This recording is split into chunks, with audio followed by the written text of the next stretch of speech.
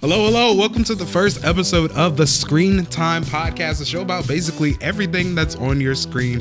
And we're going to be trying to plan to release this show weekly on Tuesdays as much as possible. I'm your host, Maurice. And I'm Mikayla. Things we're going to be talking about this week, we'll get straight into it. We're going to be talking about Pluribus, new Apple TV show that has been taking people by storm lately. We're going to be talking about Survivor for a little bit. It is a show. It is on season 59 with season 50 releasing in February. And then in the middle, we're going to have a little fun segment that I like to call Funny Dog Segment. You'll see a little bit more of what that one's about. Then we saw a movie lately. We saw a movie recently called Rental Family, and we have some thoughts and discussions. Well, at least Mikayla has some thoughts on that. And then we're going to finish up with a little bit of Squid Game and maybe a little surprise bonus section at the end. But let's talk about the elephant in the room, right? Yes, we have to address it. Yeah. Unfortunately, regrettably, we are Atlanta Falcons fans. Not just fans, season ticket holders. Yeah. Season ticket holders. Yeah. Mind you. As of recording right now, a game has just ended against the Seattle Seahawks. Mm-hmm. And there's no secret on who won or who lost that game. It is what it is at this point. Yeah. So, yeah, we've officially been eliminated from the playoffs. This is my first season as a football fan, really, period. I became a fan because we got season tickets. And I started learning football. I know ball now. I learned football to become a Falcons fan. Yeah. Yeah. So, having a hard time right now, but, we're going to get through this. We're getting through this. This isn't a sports podcast, but we just had to get that off. I just had to address it. It just happened. The feelings, emotions 5 minutes ago. Yeah. Let me tell you guys a little bit of how this show came about. Me and Mikayla watch a lot of TV shows. This really started from me. I watched a lot of TV shows and a lot of good ones, and we've always had a lot of thoughts and a lot of discussions and talked about them. And I've always told her we need to share these stories or these things that we're talking about on these shows, movies, theories that we have that aren't being covered by Eric Voss on New Rock Stars. Not the shout out. Yeah, as being specific because we watch his breakdowns. But one thing also specific about Mikayla in the beginning is that she hates starting new shows, but very often, I'm really good at picking shows. I'll pick a great show for one. Maurice's pick is like, I pick a great show. She hates starting new shows, but then you get into it and then you're like, okay, all right, when is the next episode coming out? Yeah. It's like the opposite of usually in a relationship. It's the woman that's watching all these shows like Love is Blind and Married at First Sight and all this stuff. And then the guy's like, what are you watching? That's stupid. And then he starts watching. It's literally the opposite. Yeah. In our house. So. Exactly. Yeah. So we're going to kick this off with a little bit of an episode from a show called Pluribus. Episode recently released, and I have found this user who had a good recap of the episode. We learned a lot in this week's episode, and it really plants the seeds for where things are going. Spoilers ahead, so if you haven't seen episode 6, bookmark and come back. What did Carol find in the storage facility? It was, in fact, dead bodies. But they were chopped up and vacuum sealed, which is why she had that delayed reaction. And there is a meat grinder. So the last episode ended on a cliffhanger about what did Carol find? Yeah. I don't know if we had a specific theory. I think I said bodies. I think it was pretty clear that it was bodies. I said bodies at first, but then I was dismissive of that because I remember they weren't burying the bodies. I think they were burning like the dead bodies originally. Or maybe I made that up. I feel like I don't remember them saying what they were doing with the body. I think that was a mystery of what they were doing with the body. Okay, I made that up then. So, this is what we find out that they're doing. They chopped up different parts of them and have placed them in this storage facility, vacuum sealed.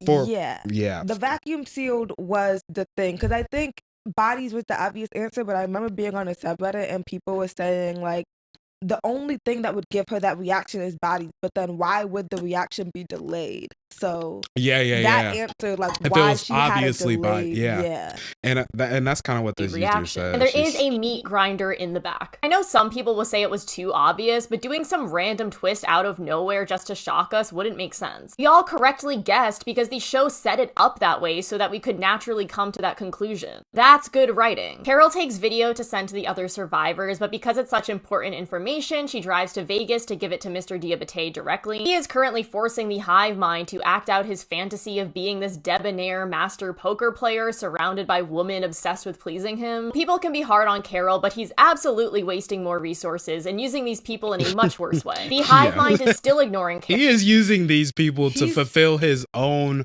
version of reality. Yeah, he's fully just immersive role playing at this point. Which to be fair, like, what else is he supposed to do? You know? I mean, there's clearly options. Different people are handling this quite differently. So yeah, I'm like, what else are you supposed to do? But then we also see Carol kind of show a side where it's like, oh, she's lonely. She's lost everyone. And like, some people have lost everyone, but now they're a zombie. Like, the one of the ladies we meet in like episode 2 on the plane, she's like, her son got turned into one of them. Yeah. But she still kind of treats him as her son. And I have that's a, I don't know what you wanted to segue into, but that is the segue into a thought that I had about that whole situation. What? Okay, so okay. At the very end, I'm probably getting ahead. That's why I'm like, at the very end of this episode, though, remember when the guy that's in Paraguay, Yeah. Paraguay, Yeah. He said to the lady, like, you're not my mom because my mom was a bitch. So that's implying that they're in the body of his mother, but they don't know how she really treated him, or they don't want to treat him that way. Well, they're not mean people. They're not capable of treating him in the way that his which is weird to me treated him. Yes, Scott. Which is weird to me because if they're all the collective consciousness of every single person, you're telling me that equals a net positive good person? There's some type of weird. There's some type of additional factor that is added to these people's minds to make them all pleasant, because most people are not pleasant. I would say. I wish I have yeah, anyway, okay, back to my original point. My original point was, it clearly they are incapable of like treating people in a mean way, even if the original holder of that body was a mean person.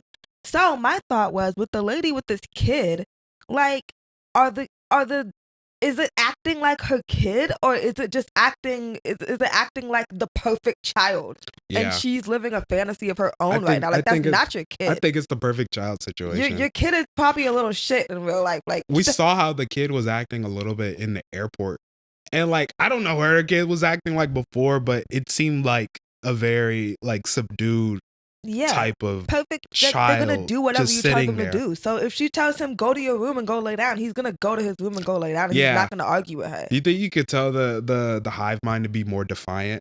To me, they can't do it, right? Yeah, they wouldn't be able to, because they can't lie. So I'm assuming that means they can't disobey. They can't be mean because that hurts them. Yeah. So, which doesn't make sense to me. So that's why I'm like, that's not even a good, like, you have your people, but you don't have your people. You're just you just. I really don't like that lady. I don't like that other survivor. So maybe that's also. She didn't Carol kill her grandfather when he was driving her or something too? Yeah. So like, she already has more hate towards Carol just for that. It's a mixed bag of emotions, because I understand these people are trying to. But these people are trying to like latch on to the last bit of familial connection that they have. And I'm like, can you fault them for that? Especially with different people around the world with like different beliefs and different things like that. Like, can you fault them for wanting to continue their life a certain way? Or if we go the total opposite direction, wanting to change their life and fly on Air Force One or recreate 007 James Bond scenes, like, you can't fault them. And maybe that's there's why nothing I say, else to do in this world at this that's point. why I say maybe it's just my bias that's making me have such a strong reaction to her, because Carol is the main character. So I'm People naturally, don't like Carol in real life. people don't like Carol, but I feel like Carol is the main character.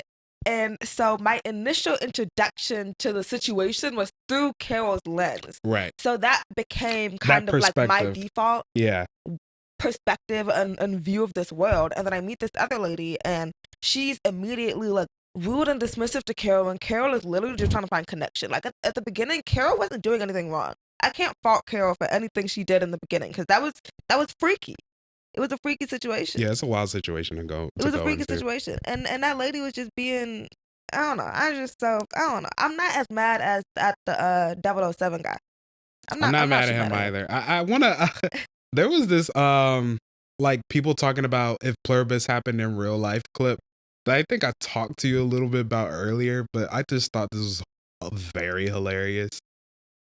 I did just lose my health insurance a couple months ago, so She lost her health insurance. Can and she you just guys do basically dental wants work? health benefits. We can. okay, yeah, awesome. I'm due for a teeth cleaning, so That is no problem. I also have my yearly physical coming up. I will say I've been dealing with a lot of cholesterol issues, but you know, been trying to fix it at home. Yep, we can do Cool. everything. And I do have to get my medications refilled soon. They're pretty expensive. We have all the medications covered. That's another thing that I was serious? also thinking about. People who take medications. Mm-hmm. How does that work? Can you now just be like, okay, well, just give me this? Because Carol asked for meth. So, she did. I mean- well, no, she has some heroin. yeah. Sorry. It's different. It's different. This is totally different. But yeah, people like with these ailments, are they healing the human bodies that have issues? Like, or probably, honestly. They're treating them because they are did have still a full operating the hospital. hospital. They They're still did have a operating, full and they hospital. said like we have people that need treatment and care here. They had to move up, so they're still treating the people that were sick. If the body's still sick, the body's still sick until they come up with a cure. Maybe with their high. That's what I was gonna say. If they're so smart, they could probably figure it out. Yeah, Collective, but like it's collective been like, scientists it's been like working 2 together. weeks, you know, Yeah, give them time. give them time. They're working on it. They're gonna go. They just figured extinct. out. They just figured out how to change the rest of them. So like They're gonna go. that was the extinct. priority. Yeah, I think it's crazy that they choose to be vegetarian, but they can't even eat like they can't pluck the fruits or vegetables from trees or plants. I mean, they At they that can point, eat it if it falls. yeah, So it's like they eat. It's not like they don't eat it. They just can't yeah, because but they see it as a living thing. Maybe the plant. and you're like taking the fruit from it. This living, like you're this taking living something thing. from this living thing, just harvesting. That's it. just so interesting. Once again, it goes back to But the once whole. it naturally, then It goes back to the whole. You're the conscious of every single person, and that amalgamates out to vegetarian. That's why I don't believe this whole. I don't think it amounts to vegetarian. I think what we're seeing is it amounts to not wanting to harm or take away from But any other living Even thing. still, that's what I'm saying. Like, that's why I think there's some third additional consciousness that's taking over everyone else's consciousness. I don't think this is the collective mind of every human on planet Earth. I don't think, because I mean, if we want to get really philosophical about it, Dope. Philosophical time. Yeah. If we want to get philosophical about it, like there has been conversations about what is the default state of humanity. If you just leave Right. humans be, Right. they're gonna do bad stuff. Like humans inherently are Not just humans, just animals. things in general. Living things inherently Everything are is intrusive. selfish. Yeah, is intrusive. yeah. It's selfish. Living things are inherently selfish because you are trying to survive. Survive. You're Exactly. trying to survive. So, with that Exactly. being said, Exactly. because I feel like, and this is probably what she's gonna get to, but the whole thing about like they're gonna run out of food and sustenance In pretty 10 soon years, in yeah. order to sustain the population. Hot take, Thanos was right. You know, maybe this is that kind of situation. For It's like this eventually- situation. eventually people are gonna die off, and the population is gonna dwindle down to what is naturally sustainable with fallen fruits and if you're being selective like that and not eating how most human beings eat or harvest, we created farming. We've created these technologies to be able to survive and live long term. It's basically taking away all the progress that we've made. Yes, like, exactly. Erasing all the progress that we've made. The things we've done on Earth may have caused an influence or harm to Earth, but at the end of the day, it's for our survival, right? Yeah, we're an invasive species of Earth. Yeah. Other animals are invasive species. When ants or bugs come into your home when it's cold outside, they're trying to survive. Mm-hmm. It's all a reason. It's all a reason. How Carol puts on this mask, covering up her vulnerability behind a wall of indifference and toughness. She suggests her and Kumba meet up later in the day to talk, but the minute she can tell he's uncomfortable, she immediately backtracks and says she was joking. She looks pained as she says it because she's so lonely and didn't even get 24 hours of human interaction. And we get to the stem cell twist. Carol says we're gonna starve too if we're forced into the hive mind, but Kumba reveals that they do need their consent to turn them. The virus has... Okay. This part was interesting. So this lady theorized that Carol, there was a flashback in the episode.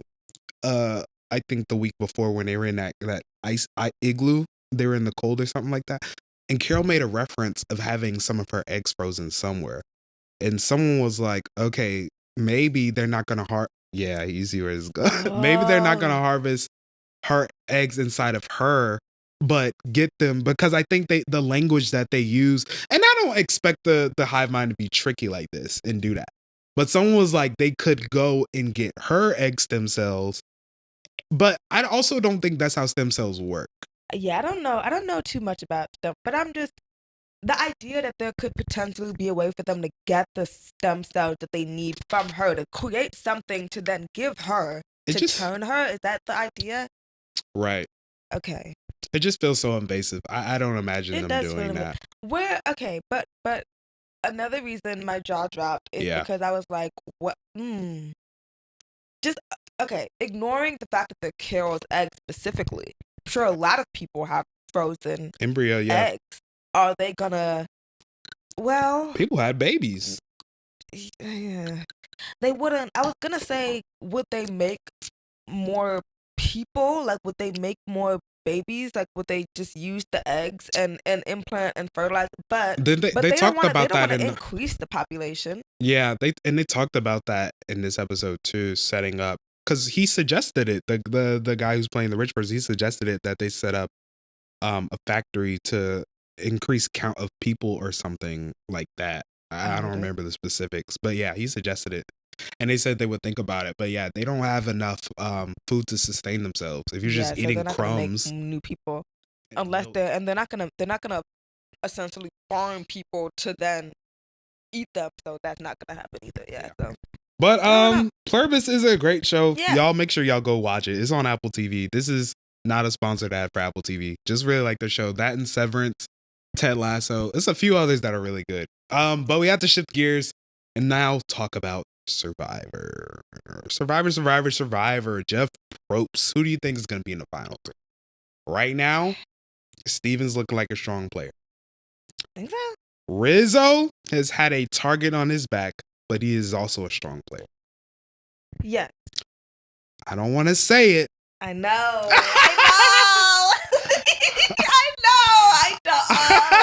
I don't want to say it. What's her name? But Savannah? She's sliding through. It's just the way they're treating her. And I'm so confused. Like, they're treating her like she's like literally a shoo-in to win the game. Like, they're terrified of going to the final three with her. Like, yeah.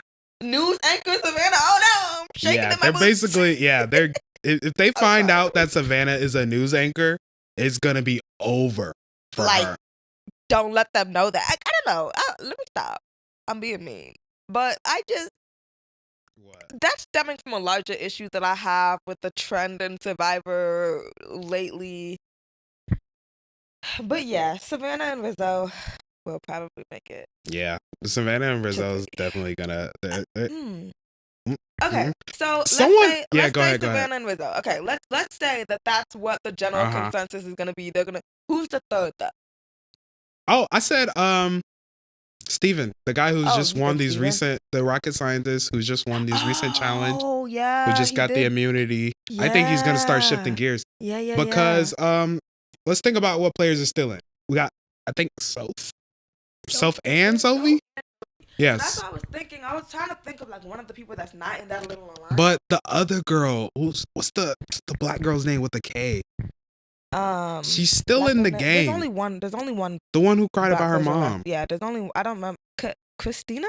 Maybe, but her, I barely remember her in the last episode to a point where I was like, did she get eliminated? Yeah. She's So not standing up right now. She's This like, is what's the- his this name? is the She's time waiting where to you make her need to be standing move. up. She about to make her move, like Any bro. moment now. Yeah. She and Mitch. She and Yeah, Mitch. Mitch. She and Mitch finna link up, make they move any moment now. There's a character in season 48 of Survivor named Mitch who basically just wrote the game, did nothing. And he kept talking about he like did nothing. He was playing the social game. He had a stutter. oh yeah, that was his social game, having a stutter. Yeah. Eva, That Eva's was a whole social game was her autism. Exactly. That was a whole season of let me use my disability. No, ooh. Careful. Hot take. That was the whole season of like let me find something that I think people will perceive as a weakness. Yeah. And use that to make people not want to get me out, basically. Yeah. Yeah. Yeah. There we go. And I think it worked really well for her. It worked amazing. But to be fair, she was because winning she challenges. She latched on to What's she his was a name? very strong What's his player, name? And then she latched on to another strong So player. that made her look even better. It's like, whoa, she can do all this and have autism. So people were like, She was whoa. physically strong. Yeah, she she was was mentally physically smart, strong. and Yeah. she was socially adept, at least with like building specific relationships. I don't know about She that. She was wasn't not a- she socially wasn't- adept. mm, She had listen. no strategy in social. Listen, She listen. just stuck with bro and let him do whatever, and she just stood by his side. She did nothing. Listen. When I Okay. say social, I don't mean like getting along with everyone or having good social intelligence. I just think that she was good at building. She's good at relationship building. I think relationship building is a little bit different than social because she was able to build that relationship with Joe, and that's what carried her through the game. Even she didn't have to focus on being social to everyone. Right. She had the brain, she had the brawn, and all she needed was a strong She connection. was very smart, right? Yeah. Yeah. Wasn't She she? had both of that. What was she like doing? a neuroscientist. She or was a something. PhD candidate Yeah, for I don't know if in it like was John Hopkins or neuroscientist, something. It was something. She was but something. it was something. Yeah, She was, and I remember she engineer. was. I think she was an engineer. It was something. Something. I don't know. I remember she hid it until the last day, which I always think is interesting. People hiding like what they That's do, what I was talking about. That's that or trend. people thinking they're smart. That's that trend.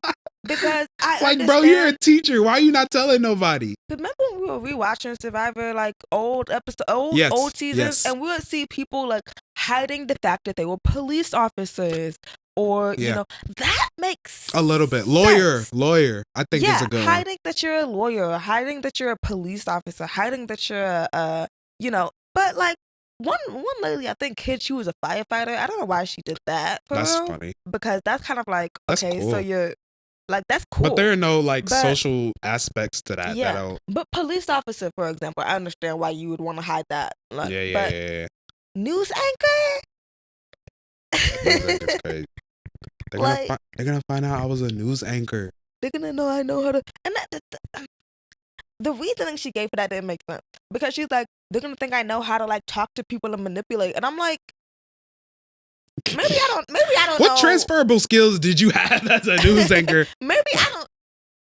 Any news anchors, let me know how much your job like Requires you to does lie. it is it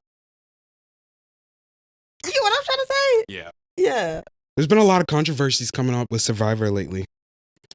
And I think this one might be one of the biggest controversy that Survivor has had in the past. few seasons, few years, and it's actually pretty crazy. Let's take a look here. God. Uncle Jay. Oh, Q rolls his eye. We both had the same reaction. Don't get me started on that. Let me just tell you, every single time I hear that, I just cringe. It's like, okay, you say it once, it's okay. Yeah. Okay, just for they didn't say it out of context. They're referring to the Uncle Jeff scandal. Yeah. Okay. Yeah. So No, you I get know on what they're talking about. We're two players. I think you said her name right. Christina and Jawan. I believe he was the other one saying Uncle Jeff as well. They have been calling Jeff Probst, the host of Survivor, Uncle Jeff. It was them. It was them specifically. I know what that means. Yes, it was Come on, y'all. This is a separate conversation. That's Jeff. We gotta stop. We gotta stop bringing our stuff into other spaces. You know, That's Uncle Jeff. She we don't gotta know learn that, how man. to gotta learn how to code switch. She don't know For that, real. man. Gotta learn how to code switch. That's funny. Anyway, go ahead.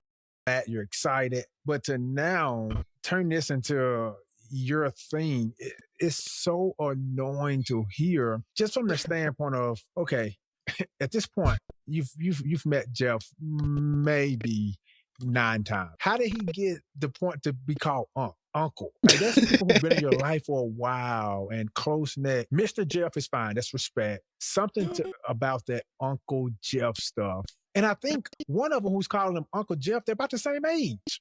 That's what I think makes it funny. If I went on Survivor again and I called Jeff Uncle Jeff, would that be cute? That would be so weird. I'm like, come on, he's like Brother Jeff to you. I put a tweet out there last week or maybe a week or so ago, and it had almost 4,000 people saying the same thing that I'm saying on my little old Twitter page. So guess what? I think a lot of people is over the Uncle Jeff. That seems to be the consensus on it's- Reddit, at least, that people don't like the whole Uncle Jeff thing. I don't like it. It's annoying. I have the same reaction that you just said. Whenever I hear it, I cringe. I'm just like, why are you calling him that? That's too familiar, first of all. He brings up this point of that if Jeff wasn't okay with it, one, he wouldn't have left it in the show, and one, he would have like stopped him from saying it. And I guess that kind of like makes me go, yeah, that's true. Not always. In today's social and political climate. But you know Jeff. Jeff. That's why I said. That's why when I said I this, don't know. when I said this before, I was like, maybe Jeff falling off too. Like Jeff just kind of getting a little soft. Like he getting up there. People have said Jeff is getting soft. People have said getting a that. little soft. So that's why I was like, I think if Jeff 20 years ago wouldn't have let that fly, but you know, this Jeff. And then add that to, like I said, the social and political climate. Like sometimes you kind of just want to let shit happen. You don't know what's going come back, and people gonna be like, you was messed up. You know, I don't know. Well, that's not the only controversy Survivor had. Apparently, do you remember in the last episode where Jeff offered them rice with 7 days left? He offered them 3 people to sit out for a bag of rice. Vaguely. Okay, they were about to start a challenge. The challenge, was it the blocks challenge? They were about to start a challenge, and Jeff basically says, I have an offer for you. 3 of y'all sit out for this one bag of rice. And Rizzo was like, I don't want to do that because I didn't come on Survivor for a bag of rice. Like, we only got 7 days left. I don't want to sit out of the challenge. And then I believe Jawan was the one who countered, can we do 2 people for half the bag? Or yeah, he was like, he wanted to negotiate. He was like, I'm listening, I'll negotiate. He's like, can we do 2 people for half the bag? And then I think Jeff was basically, no, people was clowning Jeff on this. Because they were like, why would Jeff open up the floor for negotiations and then not accept any negotiations? There was this, I think this girl did this this TikTok mocking how Jeff basically, you know what time it is. Rice. Rice negotiation time. It's day 24. You have 72 hours left in this game. This will nourish you to the end. You want this to be able to fight and to win Survivor. So I have an offer for you. This entire bag of rice that you could use for the next 72 hours, I want all 5 of you to sit out of this immunity challenge. What's going on, Christina? Interested? No. Rizzo, what's on your mind? It's a burst your bubble, Jeff, but for me, it's not even a consideration. Jawan, what's going on in your There we head go, over there? You're Jawan. looking at this, right? I see you eyeballing it, contemplating. Half the bag for 2. That's your offer for all this? No. I thought this was a negotiation, no? This is a negotiation. He was but not accepting my any other offer. was this bag of rice for all of you to not play in the individual immunity challenge. What's your counter? In a way, you've already kind of showed me what your cards are. You came to play This Survivor. is basically word for word. I couldn't find the exact one, but this is basically word for word of what Jeff did. He was unwilling to negotiate. I think there was like 2 people. They even went down to 2 people for a quarter of the bag, and Jeff was like, "No." So, okay, Yeah. is negotiating the vice a thing? It's possible. That's happened one before girl has attempted to negotiate, yes, on a previous season. and has been successful. I don't think she liked the offer Jeff gave in the end. So I think they Okay. declined it. Okay. So there was this one other girl who from another season who negotiated rights, basically. She was like a leader on that team, and everyone was like, yeah, we're gonna. So like that was the first time it ever happened. So it's not impossible, and like Jeff has always said, this is Survivor. You can do whatever you can. To survive. Yeah, Yes, right. yeah. So it's not unheard of nor crazy, and you saw Jeff kind of entertained it. He wasn't like no. He was like, make me an offer, but he just never accepts it. So they were like, all right, forget you. So I mean, Jeff's I a, guess. yeah, Jeff's a little weird. Any more thoughts on Survivor? Who do you think is going to be the winner? We already talked about who we're going to say is going to be in the final 3. I don't want it to be Rizzo, and I don't want it to be Savannah. Dang, really?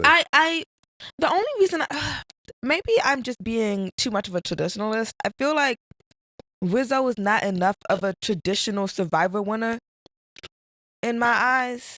Like when I think of who I want to see win Survivor, I think I want to see someone who really hit it on all points and like did it on their own merit. And I think where Rizzo lost me, even though it was impressive that he won that challenge by looking at Bro's map, it's still because you didn't outwit. Survivor is outlast, outplay, outwit. But you didn't. You outplayed, but you didn't outwit. All right. You didn't outwit. So that means you would think that some other people outwit. I don't think anybody's outwitting. Actually, no. Rizzo is outwitting. Rizzo is outwitting. He has an immunity idol that is public that he's stated multiple times. The first time he said he was going to use it, didn't use it. The second time he used a fake. I don't know. Okay. Maybe my real annoyance with Rizzo is that he kind of came on. I think it's first impressions. First impressions mean a lot. And my first impression of Rizzo was like, ew, Gen Alpha is playing Survivor now? And I think that kind of soured. I'm just like, he's just a kid. You want some old man making all winning this, Survivor. He's just this kid saying brain rot all day. He doesn't do that anymore. That was like his first episode introduction of himself type of and thing. I didn't like it. First impressions. All right. Whatever. We need to I run a real strict program. Yeah, real strict. We need to move over to a segment that I like to call, once we get off Survivor, that I like to call the Funny Dog segment. Now, the Funny Dog segment is what it sounds like. Just find my weekly video of a funny dog doing something funny. This week, it is Golden Retrievers. Let's take a look.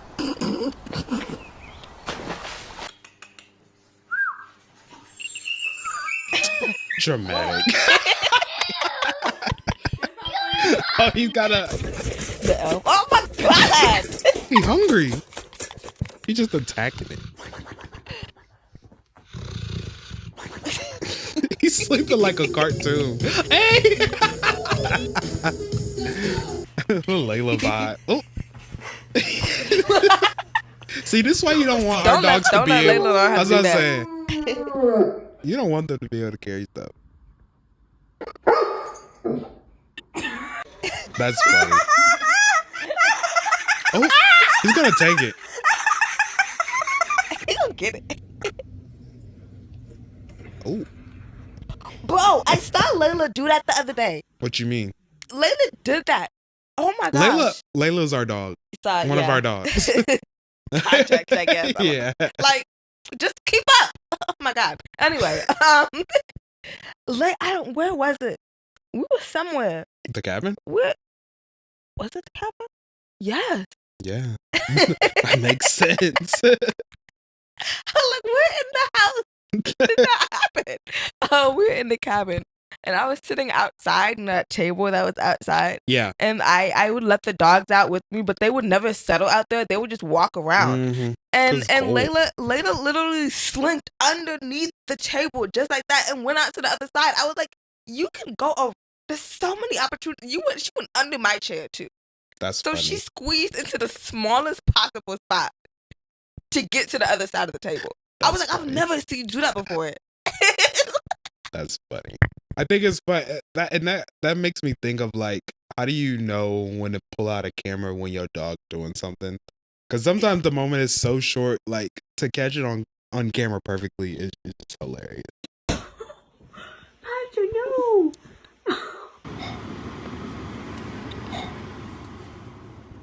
He's like, I wish I had some. I want to do puppy yoga so bad. There's a place in Atlanta. You can't come home if you do that.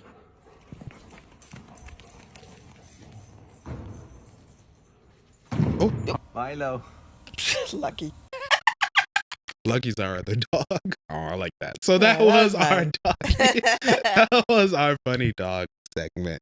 And now we're gonna jump into this one next real quick. This is a movie we saw about a week or two ago called Rental Family, starring Brendan Fraser. Is starting to make his comeback in Hollywood. He had another movie that I watched on the plane that made me cry called The Whale, which is beautiful. You still need to see it. It is really great. It's about an English teacher who's basically secluded in his own home. I think it's based off a book. It's really good. You're gonna watch it.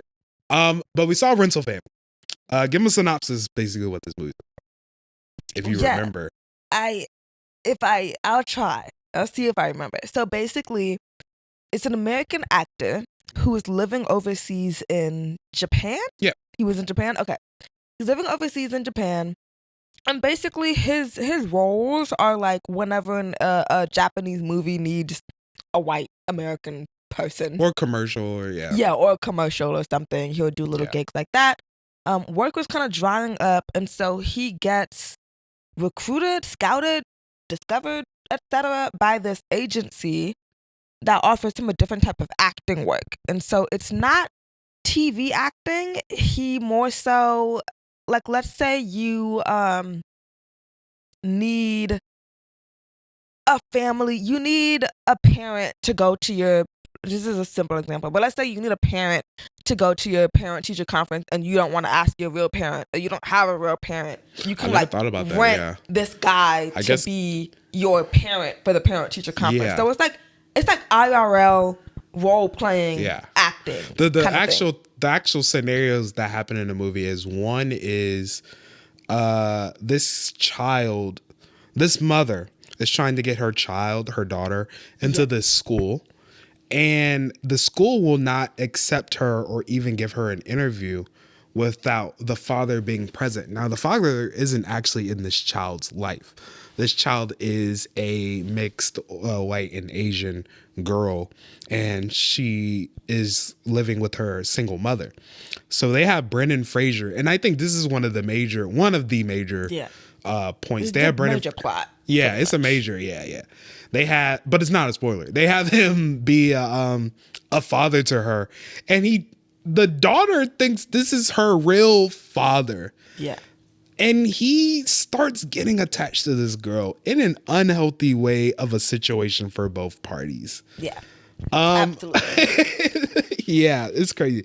Another more lighter one is this older, was he an actor or a musician?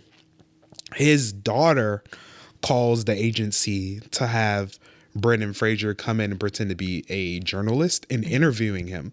He's been interviewing him for like weeks on end and hasn't written a single thing down, but he just pretends to be an interviewer and giving this man a new sense of found freedom to a point where he kidnaps him. That is a plot point in the movie. I'm not going to get more specific than that, but that also reminds me, Mikayla had a point because there are some, there's this one specific example, you can go into it, about the wedding one. Yes. That Mikayla had a point in, and yeah. Yeah. So I think this was his first job, wasn't it? The first one in that company. This is the first job that he did with that company. So this is his kind of introduction, and they didn't do a good job of truly explaining to him, I feel like what this was and what was going on. No, I think he got it. It was just weird. I don't know. And I kept using that word weird, and Mikayla was like, to you. That was okay. Anyway, the issue was this was his first official kind of job with the company. Right. And he had the role of groom. So he is the groom in this wedding that is being put on. The idea is that this woman, we find out later, she's actually a lesbian, and who she's really marrying is her female partner.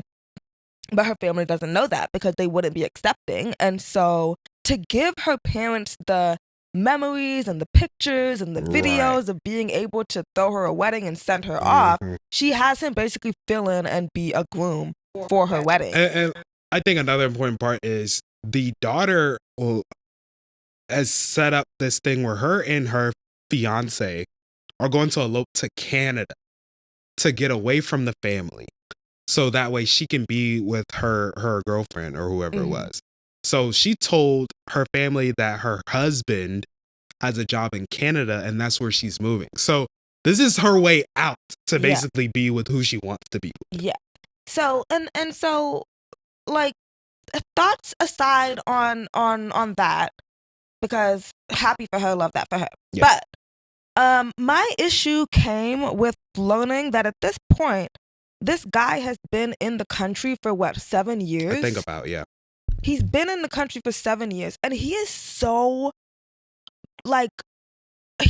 appalled by this idea, and he thinks it's so weird that he almost ruins it. He almost doesn't show up. He almost doesn't fulfill the job. Yeah, he doesn't do his job. Like, do you know how disastrous that would have been? Yeah. And maybe it's because I work in mental health, and I've literally taken classes on multicultural competency. So I don't know if it was because you got your degree. No, everything. Anyway, I don't know if it's because I have that prior knowledge, and I haven't intensively studied Asian culture, but I feel like anyone who has an idea can speak fluent Asian, Japanese, by the way. Yeah, fluent in Japanese. And Japanese is such an emotional language that I feel like you can't really speak it accurately without knowing the context and like behind what you're saying. Anyway, I just couldn't understand how he didn't get the basic Eastern principle of saving face, essentially, which is what that was. Saving face is when you know that something will bring shame or honor or dishonor to your family, and so you just avoid bringing them shame and dishonor. And it's crazy in our Western society. We're just like, do what you want, forget your parents, forget your family, which isn't always true. Not always true, but yeah, still in comparative to Eastern and Western, cultures are on a monolith all the time. But like, umbrella term, the West is more individualistic. We are more accustomed to, and that's why we had to learn that in grad school to become therapists, because we don't want our bias coming from Western society to be sitting in front of a client from an Eastern culture, and they're complaining about how their family is driving them crazy. Our initial thought would be, okay, well, move out of your parents' house. And they're like, but I'm unmarried. And you're like, what does that have to do with anything? And they're like, I'm unmarried. I can't move out of my parents' house because I'm unmarried. And so that's a great point. Got it. Yeah. So it's little things like that. I just feel like that's something he should at least be minimally aware of. Right. Before moving to the country to work, first of all, before moving there, that was my main issue. I was like, before moving there, you should have studied up on this culture. I don't know if that's And necessarily two- true because he's an actor. Okay. To say, but he needs to know this stuff before. All right. He went there for He's a an job. actor. Sure. Let me give him more context. Okay. He moved to Japan because he got a big role in this toothpaste commercial. That was supposed to be his big break, and he expected to get more work out in Japan. That's why he moved. He moved because he had an opportunity, a huge opportunity. Okay, so that's fair. That's fair. It's been 7 years. Yes, though it's been 7 years. It's been 7 years. And we see evidence throughout the movie that he is spending the majority of his time in strip clubs, and just his only companion is an escort that he regularly sees. Yeah. And so it's like, you're here for 7 years. You're not even trying, obviously, to really understand and immerse yourself in the culture. Like, freaking leave. Go find work somewhere else. If that's all you care about is getting a role, there's so many other countries, that you could go look for an acting role in if you want to be a bag of toothpaste so bad. I mean, it's not hard to just move out. He probably doesn't. His work is slowed down. Probably hasn't gotten another. He has no connections to that place. After 7 years, he has zero connections except for that escort. Now he does. Anyway, the movie ends up bringing him some new connections and new people. And the people he start working with, the company starts flourishing, that rental family company. Overall, I like the movie. I think I rated it on my Letterboxd like a 4. I think I gave it a 4. I like the vibe. I think you said like 3.5 or something. Yeah, or 3. it was a decent movie. I just couldn't get over the fact. I just took issue with the inaccuracy Yeah. of someone living in Japan for 7 years and being shocked. Now, Like, the movie was written by a Japanese person. And I told Mikayla that I think that was included because they really needed to hand it on a plate to us American audiences why this was happening. They needed someone to explain it to. Americans is too used to getting stuff handed to them on a plate. That's a different topic. That's a Use some different media issue. literacy and get some multicultural competency and stop acting like America is the only country that exists. Okay, but we have to do homework before seeing the movie. No. We didn't know that. We didn't know. It's a societal thing. It's a systemic problem. All right. That's too big Right. for us to solve on this Sure. episode today. So we're just gonna Okay. Well, Rental Family, if you haven't seen the movie, go check that out. go watch it. Go watch the movie. It's Let's- just a movie. It's just a movie. Right. There you go. Let's switch gears a bit and talk about, which recently ended 2-ish weeks ago, Squid Games. Yes. Perla won. Oh, spoiler alert. Sorry. Go back. Cut that out. Whatever. I said it. Perla won. It's been out for so long. If you ain't seen it by now. Number 72. She won. But there were some interesting moments that happened throughout this show. One notably being Shaky Hands Girl. There's this challenge during the games where you have to build a house of cards, stacking like 2 cards at a time. So 2 leaned up against each other, another 2, and then you have to build a small house of cards. This girl has the shakiest hands. You can do the handshake. Do the shake it. So Yeah. Like, imagine. Hold on. Hold this. Hold it. I don't know. Hold on. Give me a second. Because I need y'all to understand. Mikayla's going to grab cards right now. I need y'all to understand how. So imagine these are playing cards. Oh. And I'm trying to build a house of cards, right? The cards are all bent up also. I'm not gonna bend up my car, but sorry. I'm not gonna bend up my car, but just Yeah. And they're like crumpled to pieces in a way where it's like there's no way they're gonna stack anymore. And then in the end, she was like, what did she say in the end? She was like, she said I get shaky hands. Okay, yeah, so mind you, the people in your group, you pick what challenge you want to do.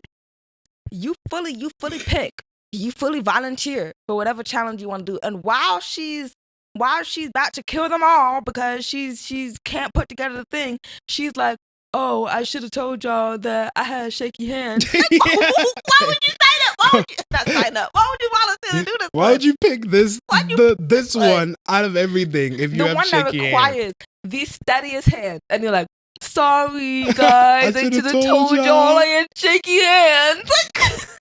That moment was crazy. There was this guy also who who just I want to bring it up later because I have a video of it which is funny, but he just lied about his birthday, which gave him no benefit at all in the game. He just got a bunch of happy birthdays. He got a cake. No, he didn't get a cake, but he got like a slice of cake. But everyone also got a slice of cake. Yeah, he just got a lot of attention that day. That had like no benefit to the game. My guy, Movie Mark, Player 100 got eliminated because there was this moment in one of these games where you have to throw the ball back and forth between different players. And this one player, I don't remember his number, was like low-key bullying Mark and saying like he can't catch because like he watches movies, he watches like Star Wars or something. I think I have a clip of. Yeah, I think I might have a clip. He was talking about how he wanted to do like a Star Wars wedding at Disney World for him and his wife. And he just said a few other like just sweet things. I was like, okay, this is a nice sweet guy. But he basically said that he couldn't catch or throw a ball, which I feel like 90. To be fair, it is a far distance. But in my optimistic mind, I'm like, I feel like 60% of people in general could catch a ball. And I think the number would be a little higher for a guy. I feel like any guy could catch a ball. Okay. I feel like it's default. Any guy could catch a ball. And then we get to the moment where Mark has to finally catch the ball. He started crying that this guy said that he doesn't think he could catch it, so put him at the end so he can get eliminated. And then it gets to Mark, right? It's the point for him to prove all the naysayers and the haters wrong. Oh, he can't catch a ball. He can't do this. He can't do that. They throw the ball to Mark. It's his turn to catch it. And he fucking drops the ball. Literally. He doesn't catch it and he proves them right. And it is the worst moment ever. Yeah. It is the worst moment ever. That. I hated it. Because I was like, we're all rooting for you, Mark. We're all rooting for you. We wanted you to prove that asshole wrong. And proved him right. Yeah, that was the worst moment. Just because, like what you said, he proved them right that he couldn't catch a ball. And I hated that. And he got all emotional and stuff. It's like, that's just embarrassing. It's just embarrassing a little bit. Just embarrassing. What happened towards the end? One of the players just totally just gave up. Oh, what was his name? Yeah. He didn't give. Well, gave up. He sacrificed. That's giving up in a game that's called giving up. He quit. He quit the game to let everyone else win. He was given an amazing opportunity to be in top 5 and just let it go. And people are mad at him on that. Because he doesn't have to. People are mad about that on TikTok. He doesn't have to do because like he's back at Chick-fil-A working, and they're like, he had a good opportunity to really win. He could have really. Did you? Because the last game was basically red light, green light. It was red light, green light. And 2 people broke their ACLs during the final stretches. And so like Trinity really could have like possibly won that, but he quit, and you'll never know why. You can, I don't know, I don't get why you would just do all that just to get to the end and then just to stop. He started thinking with his heart, and he's thinking like, bro. These other people deserve the money. You know, I'm happy. I deserve the money. I have my health in my life, and you know. Oh my goodness! Like, so you don't got $4.56 million. I didn't like that. I didn't like that at all. And what pissed me off about that moment is that Trinity was so genuine. Yeah, and he sacrificed himself And I agree. there was a. I agree. I'm finding it. Mm-hmm. There was a member of the male species that was still in the Final Four who had already won. Oh, the poker player. Yes. Okay. He was a poker player. He's already won a poker championship, and he won like what was it, $6 million? He's won more, which is more than what's even up for grabs here. The Netflix series. And he didn't tell anyone that for obvious reasons. Obvious, yeah. But like Trinity, you just working at Chick-fil-A. Yeah. Yeah. He sacrificed it. Yeah. It doesn't make sense. As a black man, I just don't like that.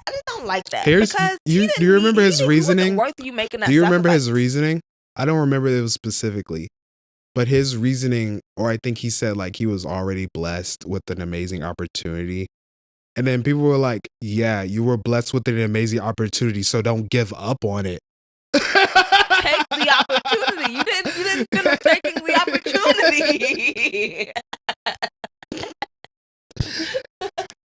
Yeah, Squid Game's crazy. You didn't. It wasn't. Oh, I have an opportunity to go on a show. It was. I have an opportunity to win the game. I have a real chance at winning this money. I have a 1 in 5 chance. I just hate that he sacrificed himself without knowing that there was someone he was saving that didn't even deserve to be there in the first place. In my opinion. Right. In your opinion. Didn't deserve to even be in the game. Yeah. You know, I feel like there should be some